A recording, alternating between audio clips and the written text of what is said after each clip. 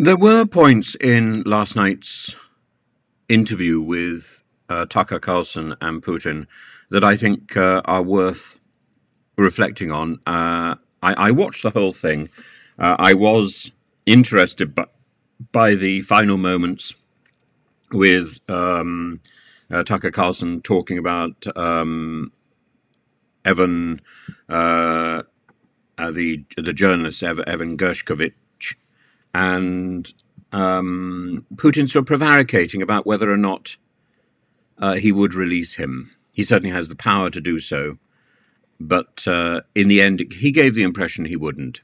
He gave the impression that he was still prepared to trade this journalist for something. There were threats, and some of them, like, for example, the threat of World War III if America were to put soldiers on the ground in Ukraine. If somebody has the desire to send regular troops, that would certainly bring humanity to the brink of a very serious global conflict. Don't you have anything better to do? You have your own border, issues with migration, issues with national debt, more than 33 trillion. Wouldn't it be better to negotiate with Russia, make an agreement? Already understanding the situation that is developing today, realizing that Russia will fight for its interest to the end. His reference to Nord Stream, who blew it up? You did, and then Tucker Carlson laughs. You for sure. You're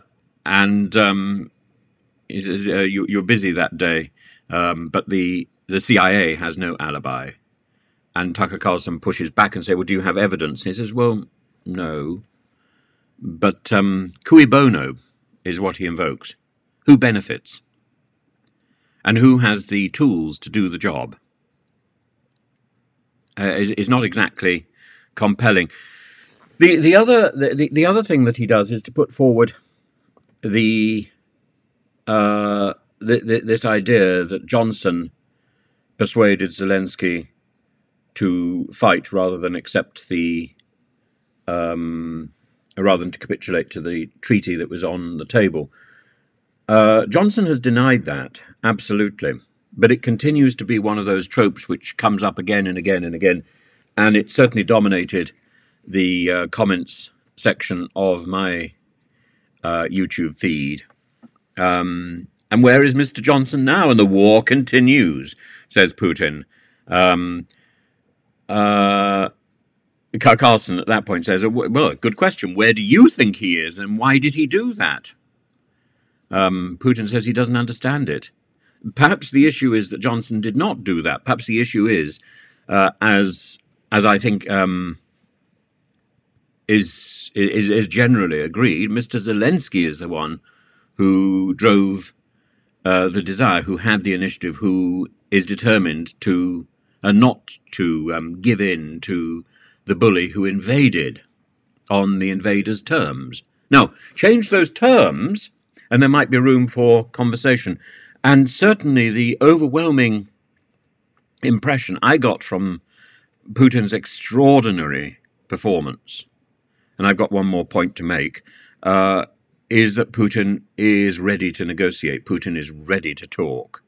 Indeed, that in the entire interview is about, talk to me. That's the coded language behind the bluster. There were things, of course, that we learned that, for example, he's back-channeling with America all the time, but back-channeling isn't quite enough. And I think one of the things that I got from looking at him, and I've certainly looked at him in the face, so it's interesting. I don't think that he's dead. I think this is the real Putin. He's certainly looking more alive than he has done for a very long time.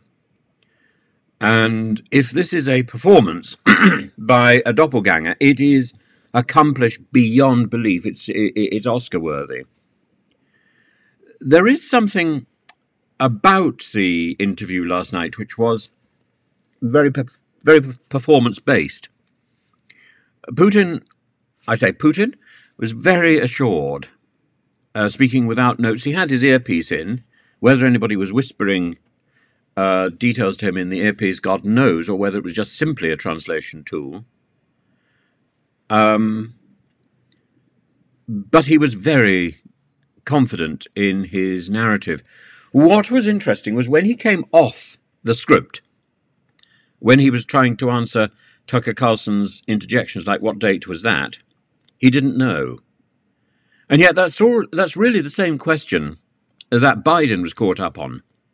What date were you doing this? And on the basis of that, the American court said, oh, Biden's got a poor memory. Well, they could say the same thing about Putin, couldn't they? They're of an age.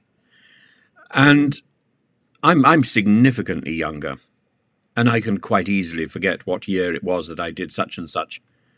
And so much has happened in the last few years for me. You know, you have to sit and calculate, because you don't remember the year.